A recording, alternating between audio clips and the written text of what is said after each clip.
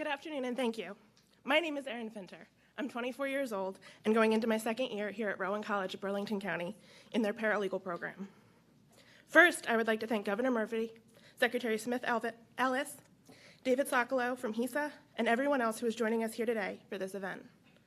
And thank you, Governor Murphy and Secretary Smith-Ellis, for making providing a quality education for all students a priority here in New Jersey. Without their drive and fight for affordable education, there is no way I would be standing here today.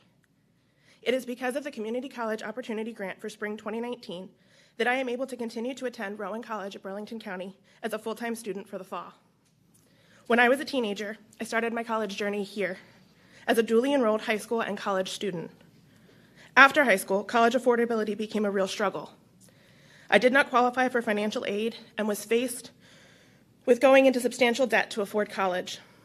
But I was motivated to get an education and started working and attending school.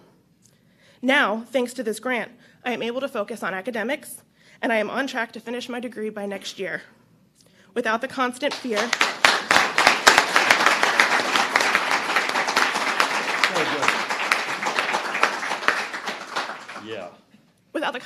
that I won't be able to pay for my classes. Because of this grant, I now feel like I can continue on to get my bachelor's degree and maybe even law school. All right. Yes.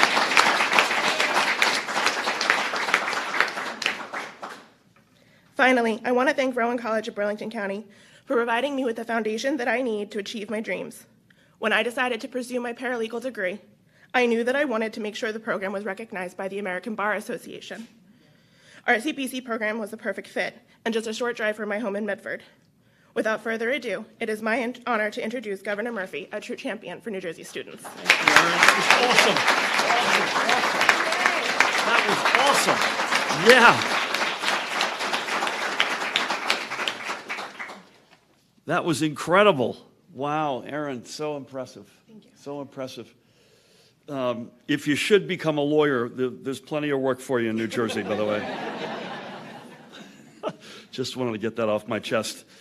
Good morning, everybody. I'm really happy to be back. This is not even my first event in this room. This is the old stomping grounds for me, so I'm thrilled to be back.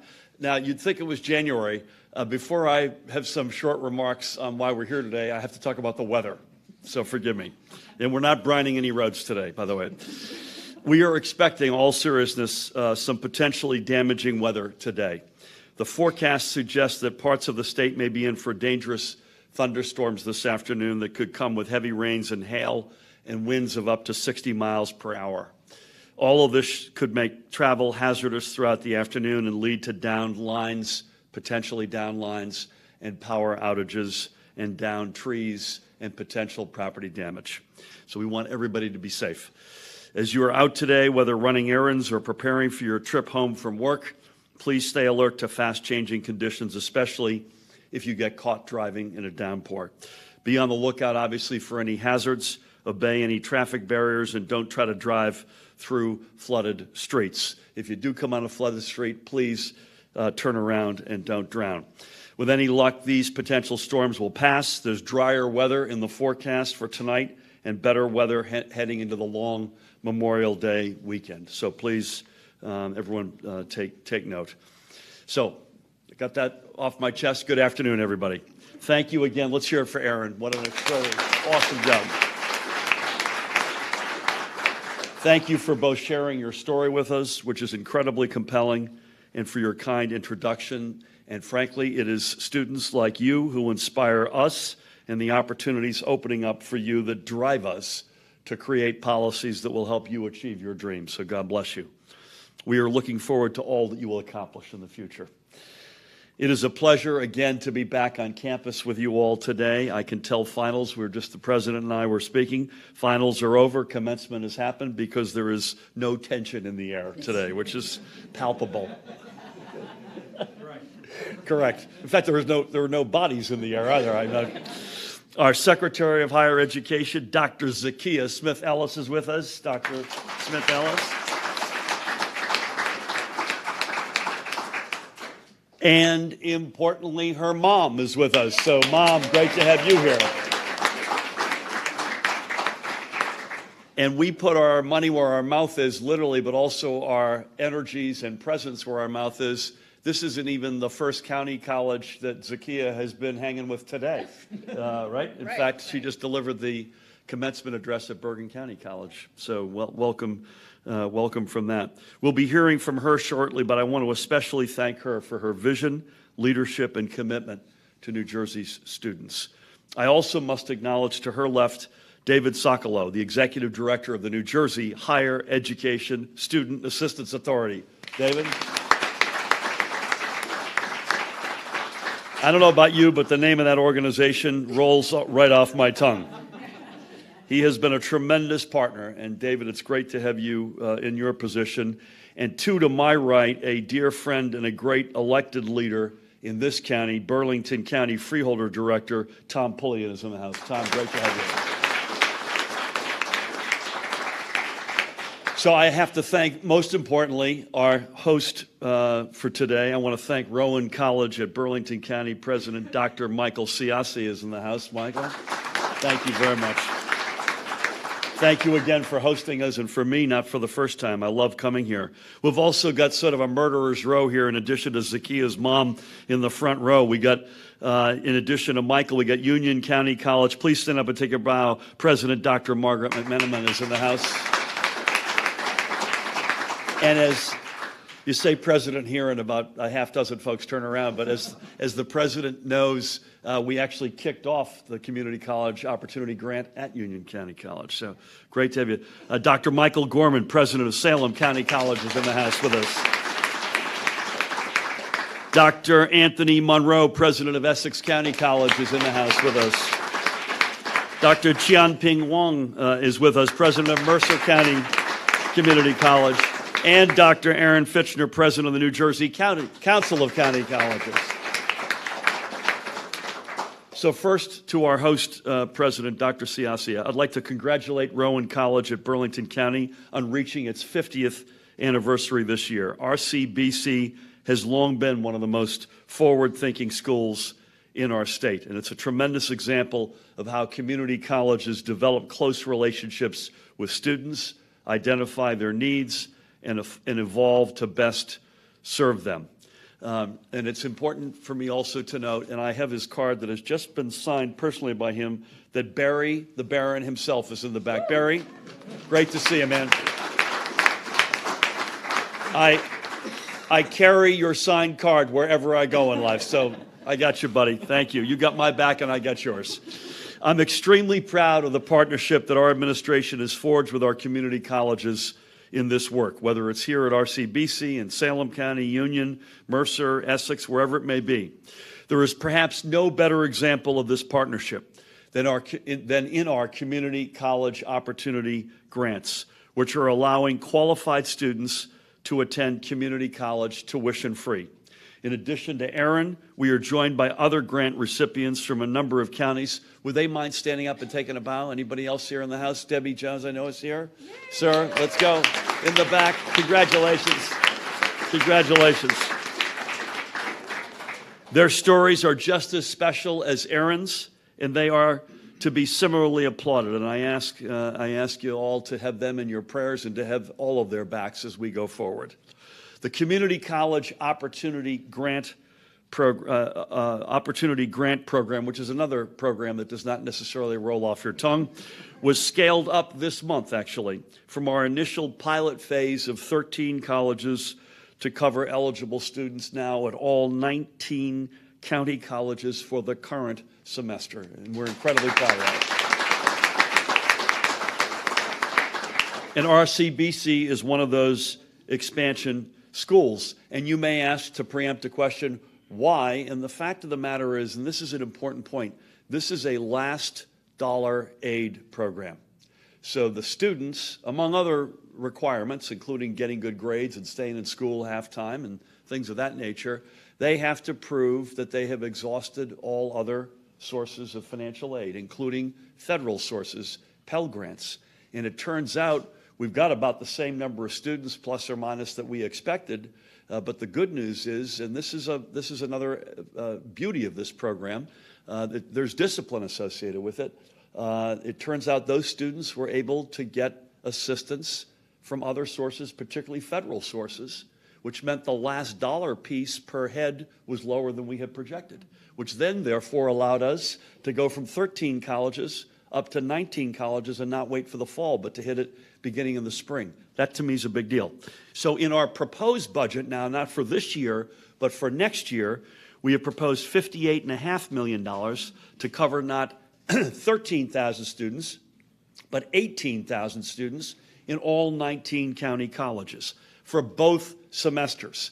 So this past year, we covered 13,000-ish for one semester, and then we're able to ramp it up further to all 19 colleges.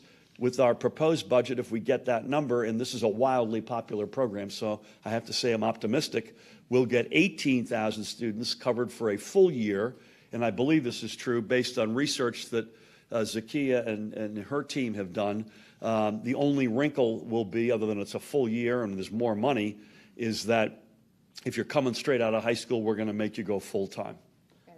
Research shows that that's the right thing for an 18 or 19-year-old. As we all know in county colleges, this one is no exception. It is a rainbow spectrum of ages and diversity generally of folks who participate as students and also participate in this grant program. But in particular, if you've just graduated as a high school senior, we're going to ask you to go full-time. Otherwise, the program is approximately the same. Our long-term goal must be to ensure the ability of the community college grant program to support even more middle-class students throughout their studies. We can't pull the rug out from under them or from under their dreams. The most effective way for us to get there is through tax fairness, and I want to reiterate this, and reinstituting a true millionaire's tax. This will most effectively secure the revenues that we're going to need to continue investing in the futures of students like Erin and the others here today, the students not just in this room but beyond, and countless other residents around the state. New Jersey's community colleges have long been a key player in our economic future. These schools have deep roots in the community. They've developed relationships with area high schools and connections with local employers. It's well past time we fully recognize the importance of our community colleges, not just to our system of higher education, but the incredible impact they've had on the lives of countless New Jerseyans.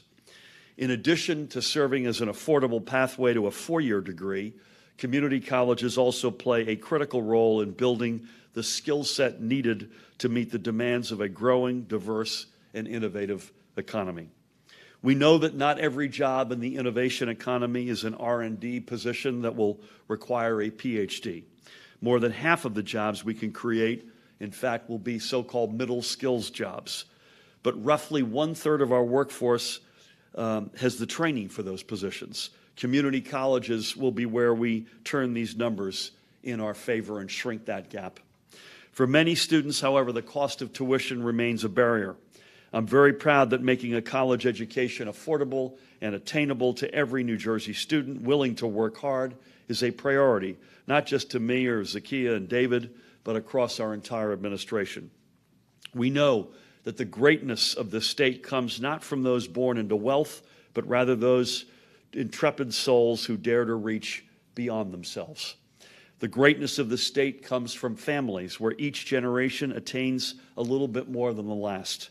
That's the kind of work ethic that we value in the state, and we say to our students, your background, your economic status will not be roadblocks to success here in New Jersey. Every New Jerseyan deserves an opportunity to pursue their dreams, whether it be the high school graduate looking for her first break or the older student returning to gain new skills for a new career. That is why our community college system was created in the first place, and why we're fighting so hard to make sure that every New Jersey student has access to an affordable college education. And it's why specifically that our community college opportunity grants matter. That said, it is now my honor to introduce a great colleague, the Secretary of Higher Education and a true champion for our students, Dr. Zakiya Smith Ellis.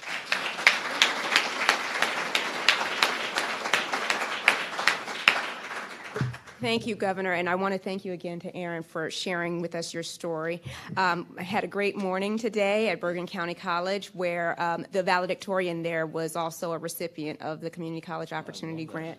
And, it was just, yes, clap for her, and since she was a wonderful student. And we've just been embarking on a series of roundtable conversations and tours across the state, talking with a lot of our friends at various community colleges across the state. We were at Essex County College last week and had a great time there. We were at Mercer. We've been across the state to talk to students. And to a person, every student brings up the struggle of paying for college. And I think a lot of people assume that community college, because it's relatively less expensive, is easy for folks to get by. But we hear stories from students, student after student, who says that last $500 makes a difference, that last $700 makes a difference. And so we know that this doesn't have to be a program that forgives everybody student loans to be something that is incredibly meaningful. And so we're just so excited that we're able to expand it, hopefully, depending on the legislature, but even in this current semester,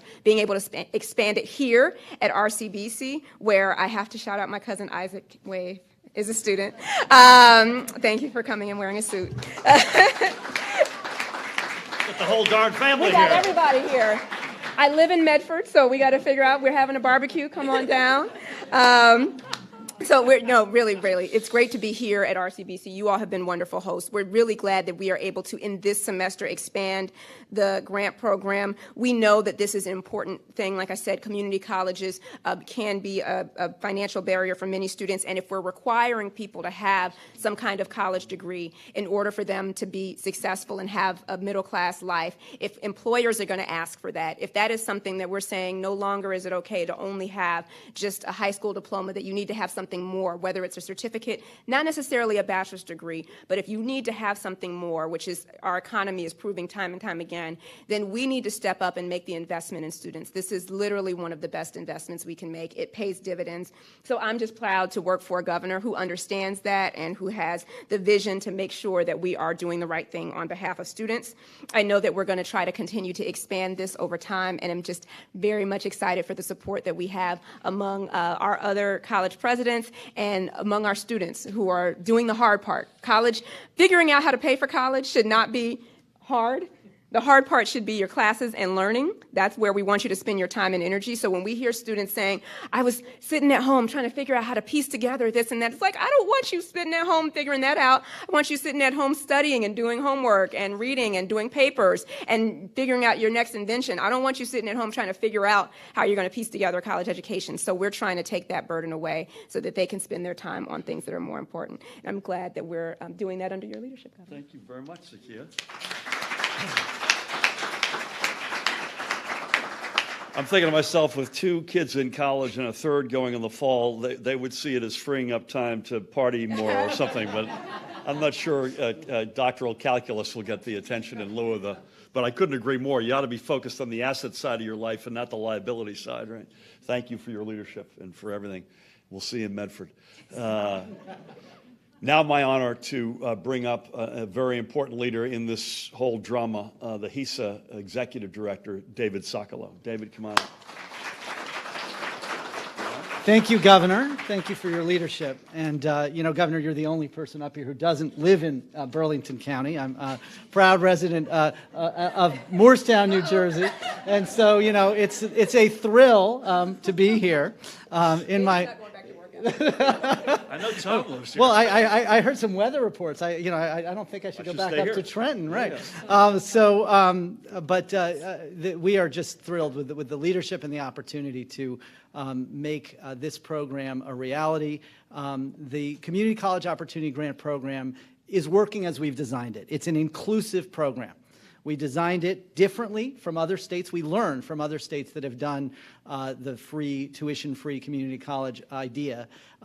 We have all programs of study included because we know that the 4 credit courses and pathways offered at county colleges in New Jersey lead to valuable opportunities for students' careers and for their future lifelong learning, as they have credits that they can take and stack and transfer.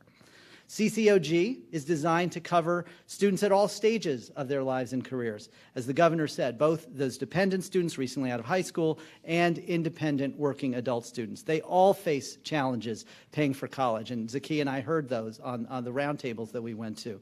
They're all finding that the existing financial aid doesn't always cover the full cost of tuition and fees at county colleges. And the program also acknowledges that some students need to attend part-time. So we are looking forward to helping more students and using what we are learning from this pilot this semester to inform future expansions of CCOG. So far, in this spring semester, we have seen some early indicators of success. Thousands of students have received last dollar grants, enabling them to go to college for free, saving them from paying $1,000 or more just in that one semester, either out of pocket or through loans. And so reducing that indebtedness is something that CCOG is doing for thousands of students. On top of that, those thousands of students, we've also seen a ripple effect, as the governor mentioned.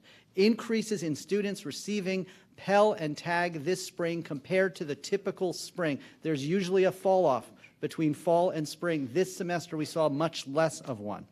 And that is due to the increased awareness of that message of free, and we expect to see that awareness impact expand as CCOG expands and becomes better known in the years ahead. It has been so inspiring to meet students like Erin, to meet students like Debbie, to meet the other students who are here, whose college dreams and career aspirations have been enabled by CCOG. And so we are thrilled that this is being given this boost here today. We are deeply grateful to you, Governor, for making this possible. And now it is my pleasure to turn it back over to the Governor. Thank you, man. All right. Thanks, you. David. All right. Well done. Thank you so much. And again, David, for your leadership in making this work so well. Cannot thank you enough. It's now my honor to introduce Barry's boss, the president of RCBC, Dr. Michael Ciossi.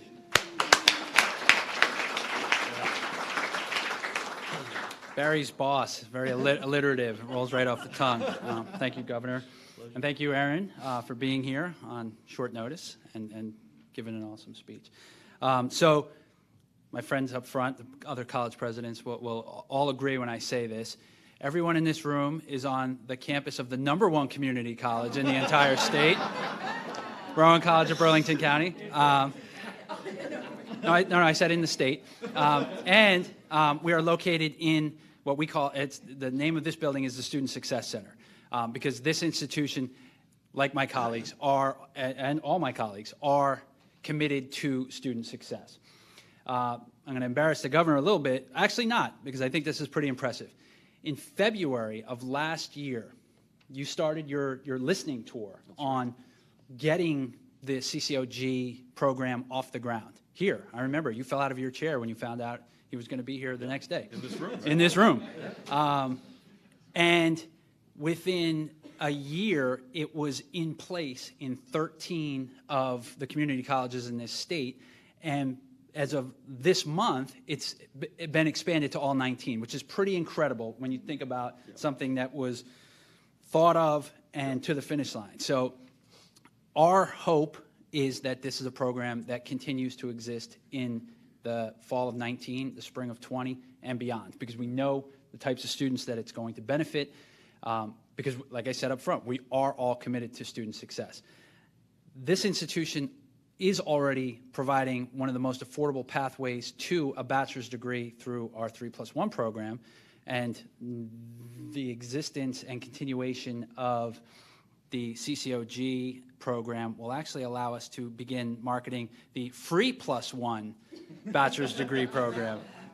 Sorry. Did you just think of that? I thought of it yesterday, sorry.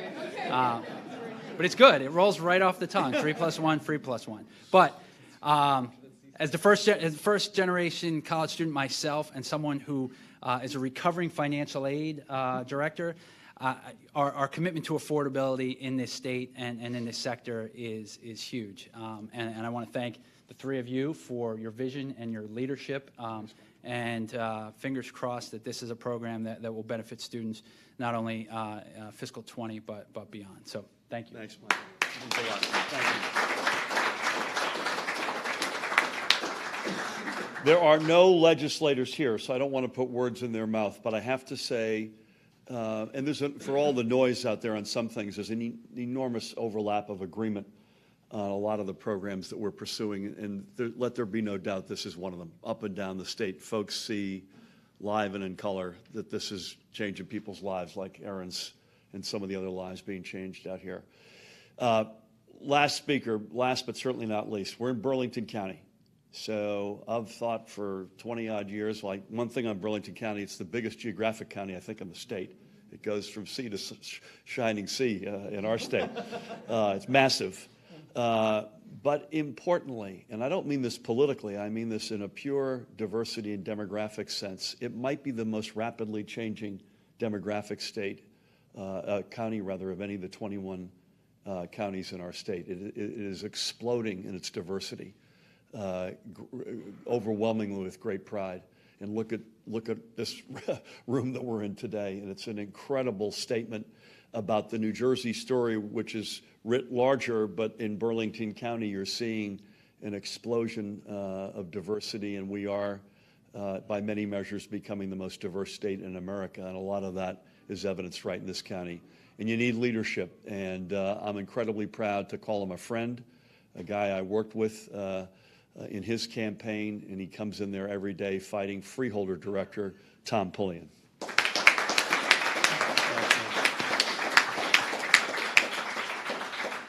Thank you, Governor. I'm honored to join Governor Murphy and everyone here in celebrating the expansion of the Community College Opportunity Grants to our residents here in Burlington County. We are working hard as a Freeholder Board to make our county a more welcoming location for business and a more affordable place for our residents. We know that an RCBC education is an affordable way to reach higher, and we know that a strong workforce with skills for tomorrow's good-paying jobs is the best investment we can make. The governor is entirely correct. We cannot pull the rug out from under our residents. We must secure this investment in them and in our public school students, in Rowan College at Burlington County, and in our property taxpayers. The only way we can fairly secure these investments is through the millionaire's tax. We must find the courage to ask the wealthiest among us to pay their fair share so we can more broadly impact our middle class. New Jersey Policy Perspective reported yesterday that even under the millionaire's tax, the wealthiest New Jersey households would still be getting an overall tax cut thanks to President Trump's federal tax plan that slammed the middle class while protecting the wealthiest and biggest corporations. I was elected freeholder because I promised to stand up for the middle class families and seniors who need property tax relief, and the knowledge that someone is fighting for their tomorrow. Today is the time for us to pass the millionaire's tax so we can build that better and fairer tomorrow for all our residents. Thank you very much. Thank you, Tom. Thank you, Tom. Thank you for that and for your leadership, and to each of our speakers today, most importantly, the person who got us kicked off, Erin. Take a couple of questions before the weather gets bad on us. Please. Governor, you mentioned the millionaire's tax. Can you do this without the millionaire's tax? And the secretary can tell you that in some of the budget committees, this has again faced some pushback from lawmakers. What would you say to those who are saying right now, maybe we shouldn't increase funding for this program? I'll take the second. The answer on the first question is probably not. And that goes for a whole lot of programs. We've explicitly said it on property tax relief. But we've got a reality, and you've heard me say this before, where you've got rating agencies who are desperate for us to find a reliable source of revenue. You've got a population in this state, I think 72% when last polled, who support a tax on the wealthiest. And by the way, I'm not a class warrior. I've said that. I don't begrudge the American dream. Bless them. We're asking the 19,000 of the 9 million of us, 19,000 over here, whatever the math is, 8,981,000 over here. We're asking this group to pay a little bit fairer share. As Tom said, they did okay in the last administration in New Jersey, and they're doing just fine with the Trump administration. A majority, by the way, not a Democratic Republican thing either, majority of Republicans support a millionaire's tax in the last poll as well. And someone said recently, well, yeah, our numbers or revenues for the state are a little bit better this year than we thought, which is true. And I've said, you know what, fair point. We get the millionaire's tax, we're going to put a big slug of that into direct property tax relief. But the bigger point is I'm not managing the state from May to June, or the typical, stumbling to June 30th to barely get over the goal line just so we can do it again next year. We got to get to a higher and better place in this state. And manage ourselves with a fiscal discipline and responsibility that we have not done in the past couple of decades. I'd go back to Governor Tom Kean when we were a AAA bond-rated state. We did things like set up the Transportation Trust Fund. We did things the right way. We got to get back to those days. On the lawmakers, they've got their eyes closed, with all due respect. And I don't know who they are, and I haven't seen it with my own eyes. But they've got their eyes closed. They've not met Aaron. They've not met some of the other folks, Debbie Jones, who I spoke to on the phone. They've not met the folks who are being impacted by this. They literally have their eyes closed. That's all I have to say. Matt. Given your comments and your stance, ongoing stance on the millionaire's tax, I mean, is this a line in the sand with this budget talking about the future of the state? Will you refuse to sign a budget that doesn't have a tax on that, people earning more than $1 million a year? The line in the sand is, without question, enough of the old stumbling ways of putting Band-Aids on our fiscal house. So there is a line in the sand for that. Brendan. Speaking of which. Senator Sweeney last week introduced a package of 27 bills that he called a path to progress. The two cornerstones are reforming, as I'm sure you're aware, the public pension system and the public health care system. He said that would be a better way to correct the looming deficits in the budget, as opposed to a millionaire's tax, to which he remains adamantly opposed. Is there any room for compromise between the two of you? So a couple of things. Well, by the way, it should be noted, and we didn't come here to talk about the millionaire's tax. At least I don't think we did. But just to put a reminder for folks, and Tom knows this, in the last Christie administration, Democratic leadership put a millionaire's tax up for a vote on 5 different occasions. And the only thing that's changed is the governor. So if it was a good idea then, it's hard for me to see why it isn't a good idea now. We haven't had a chance to parse through the 27 bills, but we have looked over time. I've spoken to the Senate President privately. We've said this publicly. In his path to progress, so to speak, there feels like there are 3 buckets of items, things that we're not going to support, things that we're willing to either support or seriously consider supporting, and then some in the middle that are up for debate. It's not clear where the savings are coming from on the pension side of what was put forward. With actually the treasurer is going, she mentioned this to me last night, is sending a letter back to the budget committees, if not the Senate President himself, to figure out where their actuarial numbers are coming from, because we don't see the savings. And on the health care side, if there's any, I'm proud to say we presented a budget with $1.1 billion of annual year-over-year savings. $800 million comes from negotiated savings on health care with public sector unions. And that's not making them either pay more for their health care or accept a lower standard, neither of which we'll go for. So it's a long-winded answer of saying we need to know more on the pension side, but if it's gonna shift the responsibility away from the state, which is the party that has not done its share on the pension side, we're not going to support that.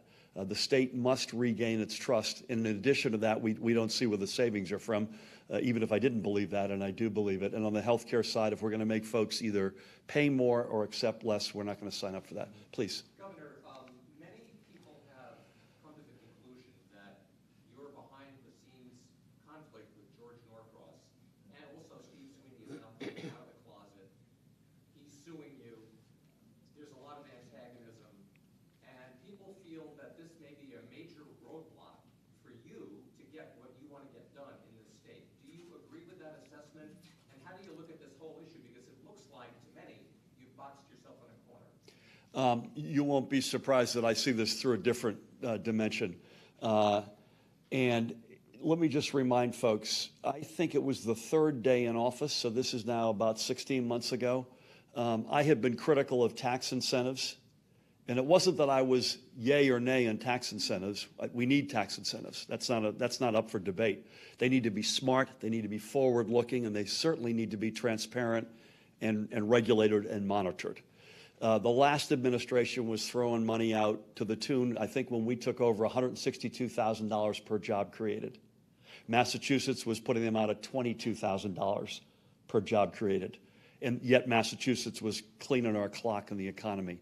So you got to ask yourself, why is that? And the answer, among other things, is that they were making the adjacent investments in community college, education, infrastructure, transportation that we were ignoring in the Christie administration, among other things. So I think on day 3, I asked the comptroller, a Chris Christie appointee, by the way, to do an audit of the EDA tax program as far back as 2005.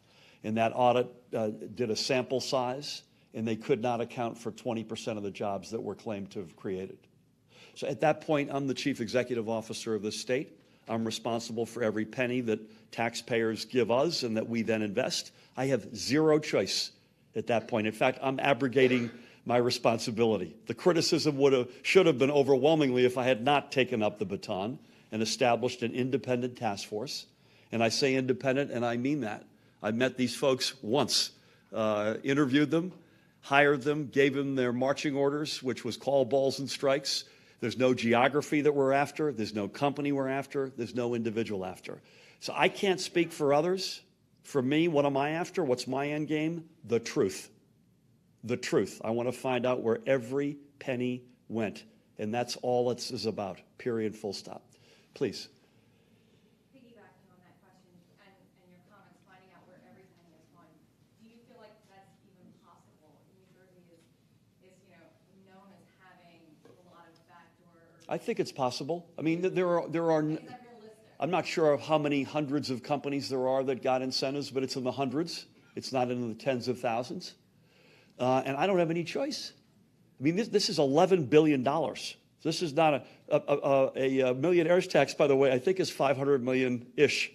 We thought it was 447. I think the estimates have gone up a little bit. This is $11 billion. And so I have no choice. And I think the answers are knowable. The task force is off doing their work, and we're going to find out. Please. No, you're good, sir. Oh, okay, thank you, Governor. I was wondering if anyone has done a projection as to the amount of revenue that would be generated if the millionaire's tax was enacted, and also what percentage of that revenue would be earmarked towards a community college setting? So the latter question is, we don't tie it directly to that, but we have said if we get it, because we're doing a little bit better than we thought, we would put $250 million of it into property tax relief directly. But there's no question it gives us the financial maneuverability to be able to get the we've asked, I should have said this, I don't think we said this number, did we? $68.5 million is the ask. 58.5. I already inflated it by 10 million. $58.5 million is the ask for the community college program this year.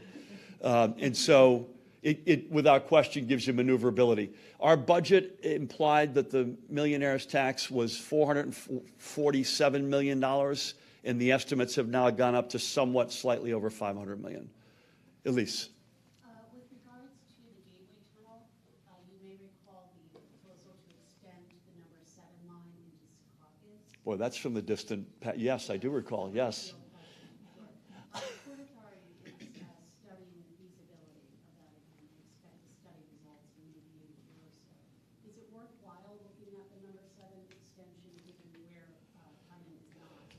I mean, I honestly haven't been asked about it, Elise, and I haven't spent a lot of time thinking about it lately. I think our energies are probably better spent all in on getting Gateway over the goal line.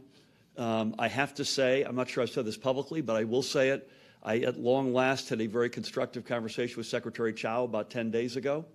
I'm not sure one conversation leads to the promised land, but she agreed to get a couple of her senior folks to sit down with our senior team and try to figure out a more constructive way forward. I'm not sure the meeting between the president and the Democratic leadership yesterday is going to advance that cause in terms of infrastructure, but I would just say my quick answer would be we're focused far more on getting Gateway over the goal line. Maybe one more, sir. Given that adult recreational marijuana doesn't look like it's going to reach your desk this year, would you, as an alternative, support a decriminalization bill for up to 2 ounces? I believe that is moving. I'm shocked to be able to get this question on a college campus, so I have to get a hold of myself here. First time it's come up.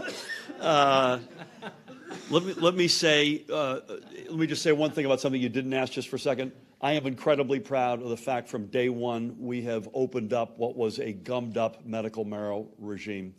And that's been through a lot of work, executive actions. There is also some legislation moving around on medical marijuana, but I'm incredibly proud that we've opened it up, but we have to open it up more, and it can't be incremental. The supply and demand is completely out of balance right now. There are thousands and thousands of patients who need more access. I think we're adding at least 1,000 per month into the program, and we're out of capacity. I've not been a decriminalization fan. I have to say that goes back forever, I think. It leaves the business in the hands of the bad guys. We don't make any money out of it, which is the least of issues. Our kids remain exposed. I certainly want to see a robust, and we had that when we tried to get the vote a couple of months ago, robust expungement and sentence vacating, and I still, social justice is how I got to this support in the first place. So that part of it I'm strongly supportive of. I'd still like to give it the old college try, but I can't create votes out of whole cloth. One chamber pretty much we know was there. The other chamber fell a vote or 2 or 3 short. So that's a long-winded way of saying I'm not a big fan. I want to thank our hosts. Michael, thank you for hosting us. Zakiya and David for all your extraordinary work. Aaron, you and your colleagues. Tom, thank you for your leadership. To the other presidents, Aaron, students, faculty, staff, administration, Burlington County and beyond, thank you all so much.